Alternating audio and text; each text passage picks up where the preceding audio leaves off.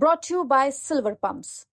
Top quality और consistent performance के लिए सिर्फ सिल्वर पंप्स नाम याद रखना। बिहार की राजनीति में हर बढ़ते दिन के साथ ही एक नया विवाद सामने आता है, या यूं कहें कि राजनीतिक घटनाक्रम में केंद्र में नीतीश कुमार तो हैं, लेकिन उनके आसपास के जो घटक दल हैं उनके जरिए कुछ बातें जो निकल कर सामने आती है, उससे ऐसा लगता है इस विधानसभा चुनाव में अभी बहुत कुछ बाकी। सबसे पहले तो बात बिहार विधानसभा के बजट सत्र के पहले दिन ही दिलीप जायसवाल के एक बयान से बवाल मच गया।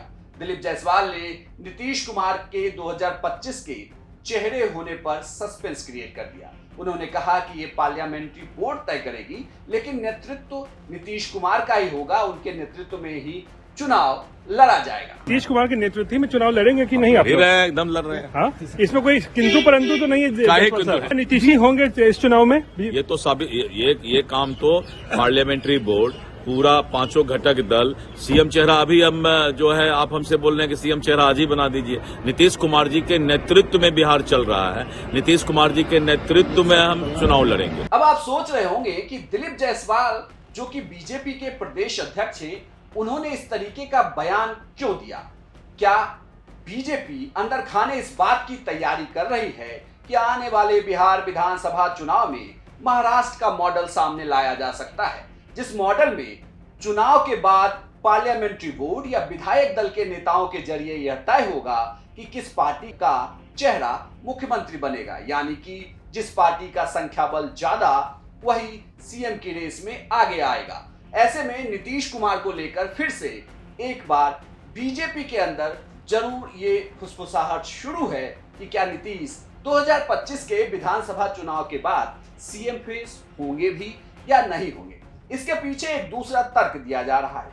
सूत्रों के माने तो ये कहा जा रहा है कि बीजेपी बिहार में सर्वे करा रही है। वो हर एक सीट का हाल जानना चाहती है कि किस सीट पर उसके कैंडिडेट मजबूत है। जिस सीट पर उसके कैंडिडेट मजबूत होंगे, ये कहा जा रहा है कि उस सीट की वो गठबंधन में मांग कर सकती है। उस गठबंधन में जिसमें उसके साथ जेडीयू है, एलजेपी है, उपेंद्र कुशवाहा की पार्टी है और जीतन राम मांझी की भी पार्टी है।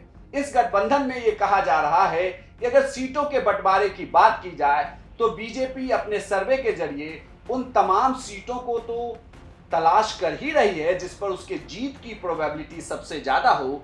इसके साथ साथ वह सीएम के चेहरे को लेकर भी सर्वे करवा रही है कि क्या नीतीश कुमार को लेकर किसी तरीके की एंटी इनकम्बेंसी तो जनता के बीच नहीं है, क्या वोटर नीतीश कुमार के चेहरे से उब तो नहीं गए हैं। अब बीजेपी जब यह सर्वे करवा रही है तो इसी सर्वे के बाद ये कहा जा रहा है, जो सूत्र कह रहे हैं, इस तरीके के बयान सामने आ रहे हैं। वहीं सीट बंटवारे को लेकर हमारे सूत्र ये कहते हैं कि बीजेपी 100+ सीटों पर चुनाव लड़ेगी, जबकि जेडीयू 90 से 95 सीटों पर चुनाव लड़ेगी और बाकी के जो 3 घटक दल हैं, यानी कि चिराग पासवान की पार्टी, जीतन राम मांझी की पार्टी और उपेंद्र कुशवाहा की पार्टी, ये 3 पार्टियां बाकी की सीटों पर चुनाव लड़ने जा रही है। कुल मिलाकर देखें तो यहाँ अगर सीट बंटवारे में बीजेपी के हिस्से ज्यादा सीटें आती हैं और विधानसभा चुनाव में वह ज्यादा सीटों पर जीत हासिल करती है,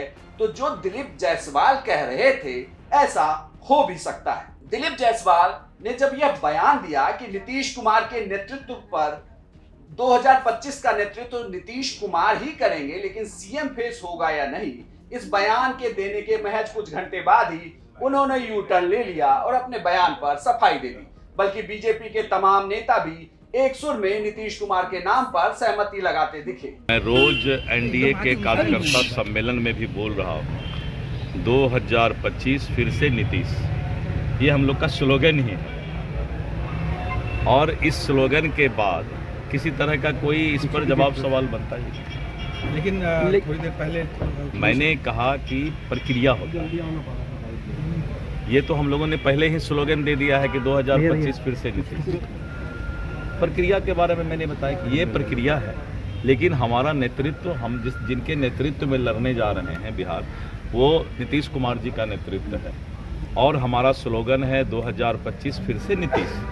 2 स्लोगन है। और इसके बाद मैंने स्पष्ट तौर पर कहा कि ये सारी प्रक्रिया भी पूरी समय पर कर ली जाए। दिलीप जायसवाल के इस बयान के अपने मायने हैं, लेकिन आपको बड़ी बात यह समझनी होगी कि बीजेपी के किसी बड़े नेता के द्वारा दिया गया इस तरीके का बयान अपने आप में एक पूरी कहानी बताता है। यह कहानी जो दिल्ली से चली, यह कहानी जो गठबंधन तक चली, और यह कहानी जो बिहार विधानसभा चुनाव के होने का इंतजार कर रही है। तो आप भी थोड़ा इंतजार करिए और इस बढ़ते राजनीतिक घटनाक्रम पर अपनी नजर गड़ाए रखिए। आपकी इस रिपोर्ट पर क्या है राय, कमेंट बॉक्स में लिखकर हमें जरूर बताएं और बिहार की तमाम खबरों के लिए देखते रहिए सिर्फ बिहार तक।